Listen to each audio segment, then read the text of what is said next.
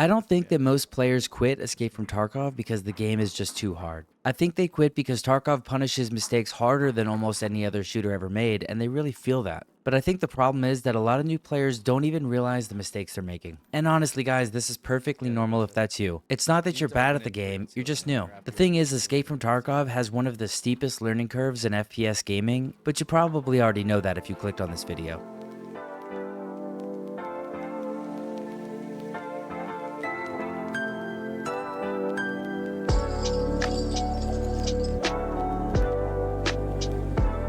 Hey guys, I'm Ghost and welcome back to Tarkov University. In this video, I'd like to cover 8 of the biggest beginner mistakes that players tend to make in Escape from Tarkov 1.0, and then more importantly, how to fix them so you can survive more raids, make more money, and improve much faster. Some of these mistakes are mechanical, some are mindset related, and some of them are quietly draining your rubles without you even realizing it. But if you can eliminate or incorporate some of these habits early, your progression in Tarkov will become significantly smoother. Let's get into it. Okay, so the very first mistake I want to talk about is sprinting everywhere. Now don't get me wrong, sprinting absolutely has its place in Tarkov. If you're crossing an open field, rotating through dangerous terrain, repositioning during a fight, or if you're trying to beat some players to a high value loot area, then yeah, sprinting is important. But newer players often make the mistake of never slowing down. And that is a huge problem in Tarkov because audio is everything. A good player will be able to tell what surface you're running on, roughly how geared you are based off the sound of your footsteps, what direction you're moving, whether you stopped, whether you jumped, whether you crouched, whether you ADS, and sometimes they'll know even exactly where you are inside a building, all just from the audio cues that you're giving them.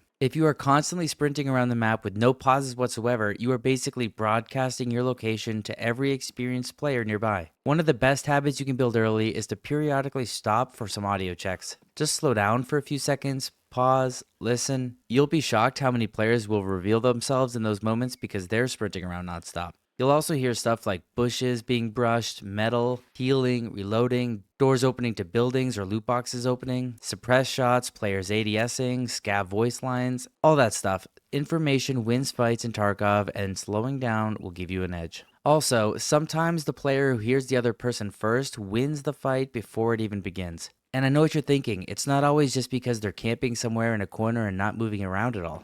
More often than not, they're probably just looting, repacking mags, or finishing up healing, and you just happen to sprint into their vicinity. They probably just heard you come in, and then they prepared an ambush and held an angle. There's nothing wrong with that. Another thing that newer players struggle with is understanding when to sprint versus when to walk. For example, if I'm approaching dorms, resort, labs, reserve bunkers, factory offices, or really any high traffic PvP area, I'm gonna be slowing down significantly before I arrive. The closer that you get to danger, the more valuable your audio becomes. Both the audio you're making and the audio that you can receive. A lot of players sprint directly into contested areas and then they'll die before they even understand what happened. Now this can change as your knowledge of the game increases. For example, if I know that I have the closest spawn to the dorms, the lighthouse chalets, or the resort, then you better believe I'm sprinting there full tilt because I know I'll be safe since there's not a spawn that's closer than me. As a newbie, until you learn a little bit more, just slow down. Use your ears. Tarkov audio may not always be perfect. Far from it actually in certain parts of the game, but good players still abuse the information that it gives them constantly. Okay, the next mistake I want to talk about is Scav-on-Scav violence, and more specifically, getting baited into it. If you're newer to Tarkov, your scav runs are one of the best tools you have for learning maps, building economy, finding hideout items, and recovering financially after some rough PMC raids. So protecting your scav karma is extremely important for new players. If you didn't know, every time you kill a scav as a scav, your fence rep or a scav karma will go down. This will also make all other scavs in that current raid hostile to you. Exceptions to this are if you kill another player scav who has been attacking scavs. You're actually going to be rewarded for that. Scav karma is going to be more important for new players as they tend to rely more on their player scav to recuperate loot. Also, you should know that as your scav karma and fence rep improve, your player scav will actually become better equipped over time. And if you manage to max out your rep with fence by being a good scav, taking co-op extracts, and using vehicle extracts as a PMC, then you will unlock the ability to purchase all of the equipment that goes uninsured by players.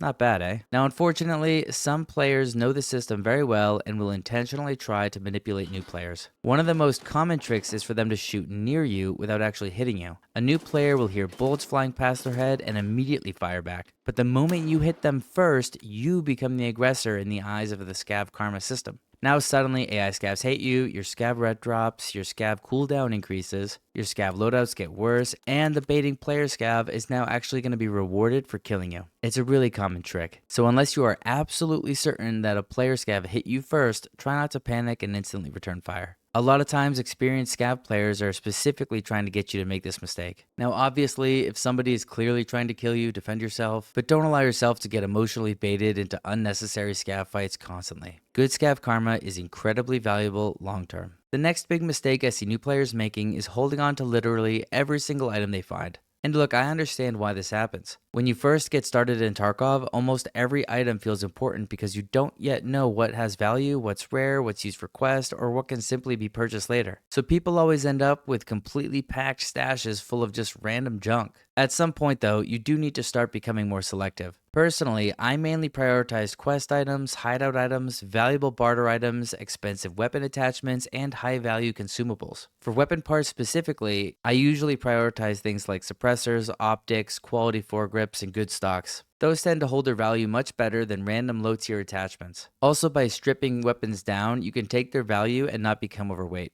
A huge part of Tarkov progression is learning item value over time. And honestly, this is one of those things that does simply improve naturally with experience. Eventually, you're just going to start recognizing what sells well. Oh, I need this for a quest. This is worth carrying. And maybe I'll just leave this on the ground. And then when your stash becomes more organized, the game will become way less stressful overall. Inventory management is genuinely a skill in Tarkov. A lot of players will actually refer to this as hardcore Tetris, which is why we have hardcore Tetris simulator merch on our website. Link in the description. Anyways, if you're wondering what items you should be looking for and how to find them, I do have a video for that on my channel that will cover all of this. Now, another massive beginner mistake is completely ignoring the hideout. The hideout is incredibly important in Escape from Tarkov. Not only will it help with immersion and progression, but it also provides enormous long-term value to your account. By maxing out your hideout, you'll be able to craft useful items, generate passive income, produce items that have that crucial found in raid status you'll need for quests, reduce player scav cooldowns, improve regeneration between raids, and gain experience bonuses and increased reward money for completing quests. And honestly, the hideout is one of the systems that really separates Tarkov from a lot of other extraction shooters. It makes your account feel persistent and alive. A lot of newer players ignore the hideout because they only focus on raids and PvP. But the players who progress efficiently are almost always upgrading their hideout consistently in the background. Especially early on, crafting will save you an enormous amount of pain for quests that require found in raid items.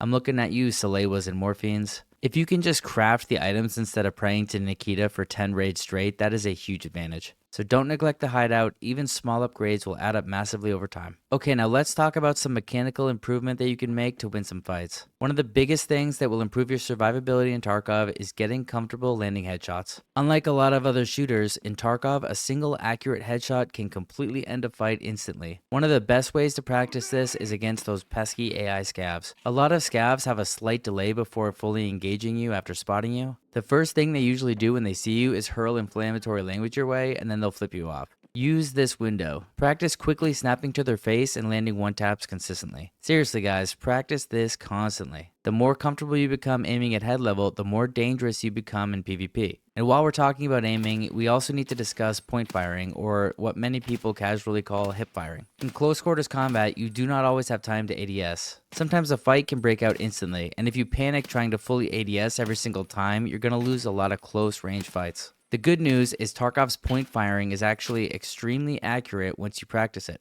Spend time learning where your weapon naturally shoots while moving and spraying. Once you get comfortable with this, your close range PvP will improve dramatically. A lot of experienced players barely ADS during ultra close engagements. Now another small but important beginner tip involves your secure container. If rubles are tight, consider keeping all of your meds inside that secure container at the start of each raid. You should be doing this early wipe or as a new player because every ruble matters. You should also develop a sort of priority system for replacing low quality items inside your container during raids. For example, maybe you have a bandage in there that you replace by finding a gold chain, and then maybe the gold chain gets replaced by a GPU or a LEDX. What I'm saying is always think about value. Your secure container space is limited, so maximizing it over the course of the raid becomes incredibly important financially. This might seem small, but after dozens or hundreds of raids, these little decisions will add up. Eventually, you'll be able to unlock cases that go inside of your secure container and really open up loads of space. For example, an injector case can hold up to 9 stems, and there's a coffee can that can hold up to 9 bolts, screws, nails, stuff like that. And then there's other items like stick cases, dock cases, and keychains and stuff like that. Okay, now let's quickly revisit movement and peeking. I did cover this a little bit in a recent video, so check it out if you haven't seen it. But when clearing dangerous areas, make sure you're doing a lean peek with your wide swing, and you can also circle strafe to eliminate angles of where players could be sitting. This is really effective when clearing rooms if you think there's somebody in there camping. Better movement during fights can lead to more survivability. If you've watched any of my multiple PvP guides, then you already know how important wide swinging and proper peeking are in Tarkov. Backing away from the walls before swinging angles allows you to clear areas way more effectively and will reduce how much of you is exposed during the peek. And really, the circle strafes can make you significantly harder to hit during those close range engagements. Movement matters a lot in Tarkov. In addition to that, I just want to say that so does unpredictability. Everybody's running around with their cursor at eye level, so if you have a chance to elevate yourself to a different position by climbing on a box or looking out a window, you definitely should be doing that. The more unpredictable you can be, the more success you'll find in fights against other players. And finally, let's talk about the elephant in the room, gear fear. This is probably one of the most common beginner problems in the entire game. People will become so afraid of losing gear that they never actually use the equipment they worked so hard to obtain. Now, to be clear, I'm not saying you should run medikits every single raid regardless of context. That would actually be another mistake entirely. What I'm saying is, if I'm doing some ridiculous Jaeger task where I need to run through a factory placing markers, wearing a scav vest and no armor, I'm probably not bringing a 1,000,000 ruble kit. Just use common sense, but at the same time, don't become paralyzed by fear either. Using good gear will dramatically increase your survivability. And the reality is this, if you never use your good equipment because you're scared to lose it, then it's basically the same as not owning any at all. Tarkov is a game about risk management, not avoiding risk entirely. Sometimes you run budget kits, sometimes you go geared, sometimes you'll be min-maxing for profit, and sometimes you'll prioritize just surviving. Learning when to do each of these things is part of becoming an experienced player. And that's going to be it for this beginner mistakes guide. If you're newer to Escape from Tarkov, hopefully this quick video helps smooth out some of the learning curve. And I also hope it saves you from some of the mistakes that almost all of us made when we first started playing. Tarkov is brutal, but once the systems start clicking, there's really nothing else quite like it. If you enjoyed the video, make sure you smash the like button and subscribe for more Escape from Tarkov guides. There's tons of map breakdowns, loot runs, PvP tips, and progression guides on my channel, so check that out if you want. And as always guys, thanks for watching. I'm Ghost, and I'll see you in the next raid.